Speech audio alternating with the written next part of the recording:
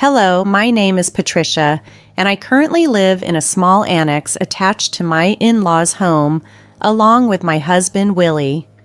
While I occupy the annex alone, Willie resides in the main house with his parents.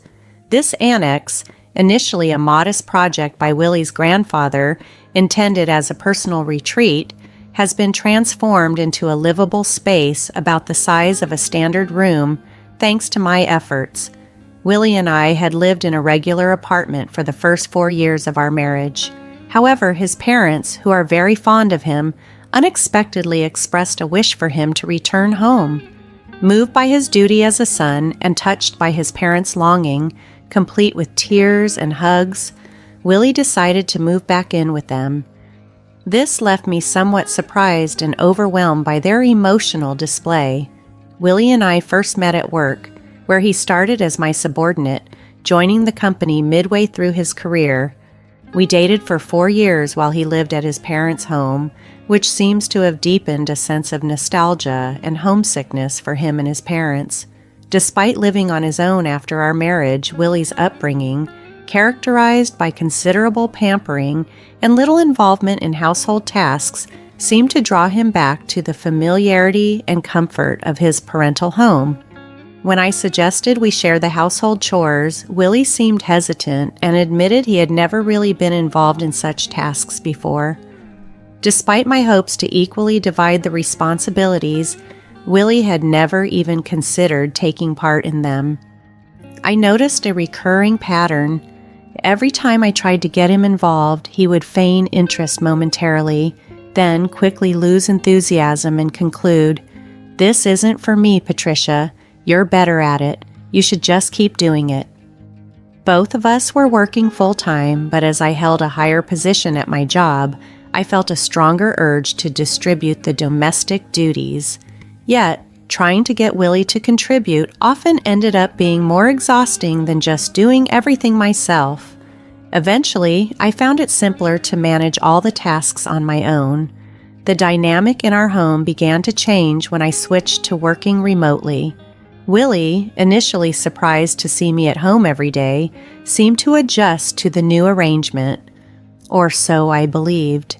Over time, however, it became clear that he hadn't fully understood what my working from home entailed.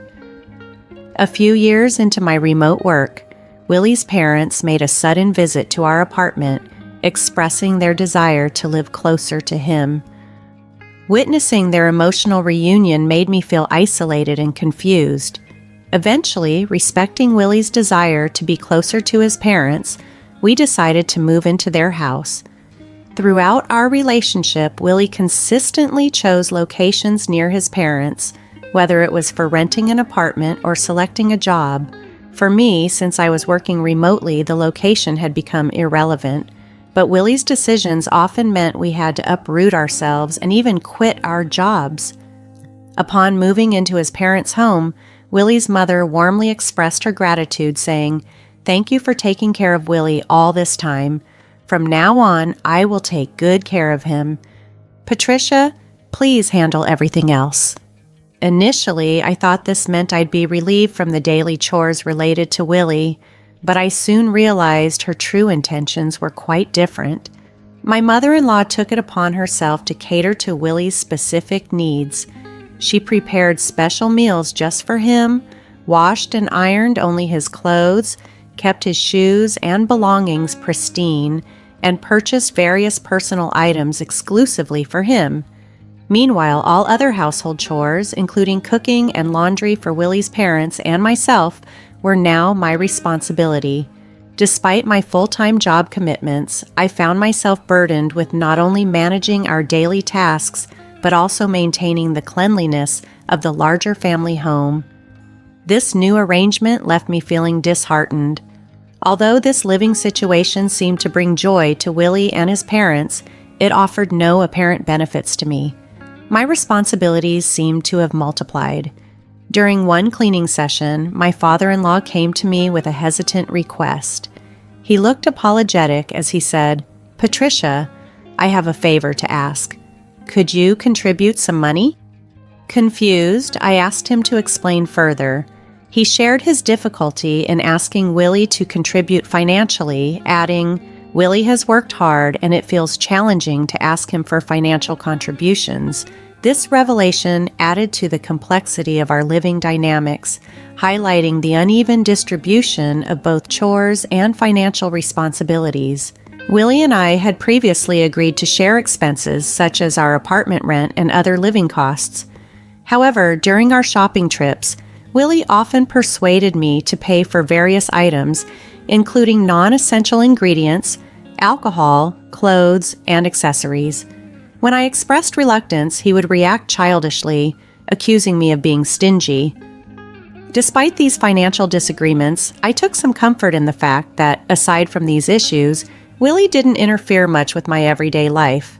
This semblance of peace changed dramatically when we began living together at his parents' house. Unlike Willie, his mother actively disrupted my routine. She consistently interrupted my work from home, insisting that I prioritize household chores over my professional duties. She would even barge into my room and tug on my clothing, making it exceedingly difficult for me to concentrate on my tasks. Feeling frustrated, I brought up the issue with Willie, half expecting him to side with his mother. To my surprise, Willie listened attentively and promised to speak with her about the interruptions. I was hopeful for a compromise that would address both our needs. Little did I know that Willie's idea of a compromise was quite different from what I envisioned. It involved relocating me to the annex, a separate structure on their property, suggesting a new level of separation rather than integration. One day, somewhat jokingly, I approached Willie with a question about the annex, asking if I could demolish it and build a new house in its place. To my astonishment, he casually responded, "You can even demolish it and build a new house if you want." This casual remark opened up unexpected possibilities for our living arrangement, suggesting a level of autonomy I hadn't anticipated. Taking Willie's words to heart, I promptly began remodeling the annex to suit my tastes. As I cleaned, renovated, and changed the wallpapers, I noticed that Willie never once appeared to check on the progress. As I transformed the space, it became clear that Willie had no intention of living in the remodeled annex with me. This realization struck me hard. Within the family living trio, I was the outsider. There were times when I found myself alone at home, when they would go out to a barbecue restaurant, or during times I had to work late and missed communal meals. These outings, often orchestrated by Willie's mother, seemed deliberately planned. It appeared she might have been pushing for my exclusion, perhaps hoping I would leave her son. Despite these dynamics, Willie had given me complete freedom with the annex, and I seized this opportunity to make the space truly my own. I threw myself into DIY projects, installing new shelves and personalizing every corner. Interestingly, after I moved out, neither Willie nor his parents ever visited the annex. They must have been aware of the renovations, yet they showed no interest in my activities, reinforcing the feeling that I was no longer considered part of the family. Living away from the main house, especially without the constant presence of Willie's mother, I began to relish my newfound independence.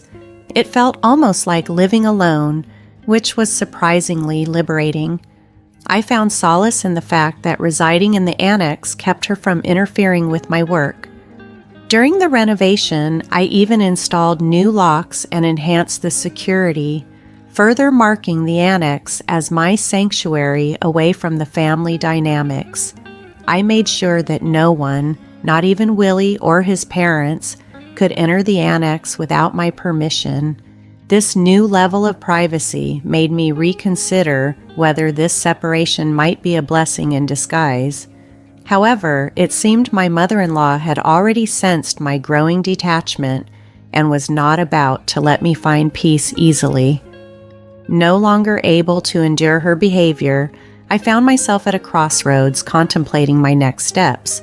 As I settled into the renovated annex, my mother-in-law's desperation to drive me away became increasingly evident.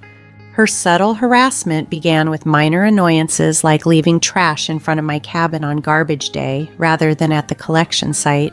Sometimes she would host barbecues in the garden, deliberately omitting me from the guest list while ensuring the tantalizing smell of grilled meat wafted my way. Despite these efforts, I couldn't help but smile at the futility of her attempts to push me out. Then, one day, she summoned me to the main house under the pretense of offering leftover meat and potatoes. Sensing there was more to her invitation, I went along. Upon my arrival, I found her alone in the living room. With a dramatic flourish, she placed a single piece of paper on the table, a divorce paper. It was evident that her real motive was to force this document upon me, knowing that if she instructed Willie to proceed with it, he would comply without question. All that was left was for me to agree, and Willie and I could be officially divorced by simply submitting the paper to the city court. With a smug expression, his mother declared, "Isn't it about time you gave up? There's no reason for you and Willie to stay married anymore. Get out, you freeloading, unemployed woman." I was taken aback by her audacity, but her certainty only fueled my resolve. Excited by the prospect of freedom, I eagerly grabbed the divorce paper, exclaiming, "I'm going to the city court right now. Thank you so much." My mother-in-law, who had likely expected me to resist the divorce, was left dumbfounded by my unexpected enthusiasm. After submitting the divorce papers at the city court, I wasted no time packing my belongings. Feeling it was necessary to inform Willie's mother about the finalized divorce, I headed to the main house. There, I informed her that the process had been successful. Regarding the cabin I had renovated, I told her I would leave it as it was, and she was free to demolish it or use it as she pleased. My positive attitude about leaving seemed to surprise even my mother-in-law, who, despite seeming happy about my departure, wished me luck. On the day I left, Willie and his father, seemingly realizing I was truly leaving, expressed their concern. "Are you going? What will we do without Patricia?" they asked. I smiled and thanked them for letting me use the cabin. I explained that since there was no point in staying married anymore, and now that we were divorced, it was time for me to move on. As I organized my belongings, I completed my move to a luxury apartment, a change I had been planning for some time.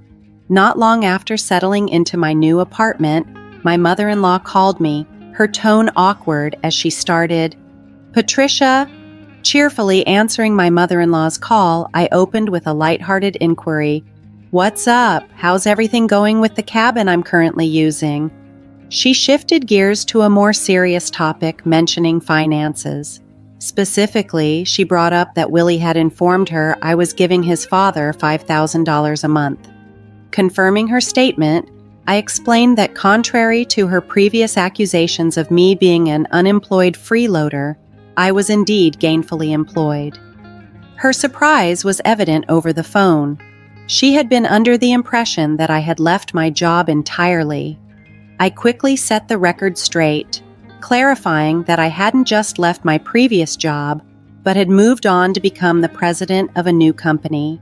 This company, I elaborated, was pioneering a remote work system, positioning itself at the forefront of modern work environments. Her reaction was a mix of disbelief and confusion, prompting a sigh from me. It dawned on me that Willie, too, was in the dark about my professional ascent, which highlighted the distance between us, not just physically, but in our perceptions of each other. Since moving in with his parents, it became clear he never fully embraced his role as a husband. She then inquired about my earnings, curious if my new role had also boosted my income. I offhandedly mentioned that it was roughly around $3 million. This figure was admittedly an exaggeration, more of a simplification to avoid delving into the complexities of my actual earnings. Seizing on this, she shifted the conversation. "With that much money, could you lend us some? Your father-in-law was laid off and he kept it hidden. We've been managing somehow with the $5,000 you've been giving us, and neither Willie nor I were aware of his job loss." This revelation brought clarity to a previous conversation I had with my father-in-law. where he mentioned how pitiful it felt to ask his son for money. I now understood that his earlier words were a facade, likely a strategic move to elicit financial support from me, banking on the assumption that my superior professional position implied substantial wealth. This maneuver, while cunning, painted a clearer picture of the financial dynamics within Willie's family and their expectations of me. At our former company, they subtly maneuvered to extract $5,000 a month from me under the guise of shared living expenses. In hindsight, I didn't mind too much at the time because it allowed me to live peacefully in the quiet cabin. But now, being divorced from Willie, I see no ties that bind me to his family anymore. When I mentioned this disconnect, my mother-in-law urgently pleaded, "That's not true. To me and Willie, you're still family. Please come back to us." I immediately declined, fully aware of the potential to be exploited once more. Re-entering a relationship with Willie offered no benefits. We were now strangers, and it was uncomfortable for them to still claim me as family, especially since they were the ones who pushed me out originally. I'm really enjoying my life on my own now. It feels much the same as when I was married, mostly living alone. The difference is that back then, I didn't spend money on myself, and $5,000 was siphoned from me every month. I much prefer my current life. With a firm goodbye, I ended the call without hesitation, puzzled as to why they thought I would ever return. For my mother-in-law, it must have been a last-ditch effort. In reality, Willie's salary wasn't impressive, and he had a consistent habit of avoiding responsibilities, often saying, "I can't do it," and passing tasks on to others. This trait, prevalent in both our personal and professional lives, rendered him unreliable, and he remained a regular employee without any salary advancements. Furthermore, with his father laid off and his mother a housewife, they struggled to maintain their large house and eventually had to sell it. Now, all three of them are living in the cabin I renovated. While it's just right for one person, it must be quite cramped and uncomfortable for three. Since then, I haven't given them much thought and continue to live my life peacefully, savoring the solitude and freedom that come with my new independence.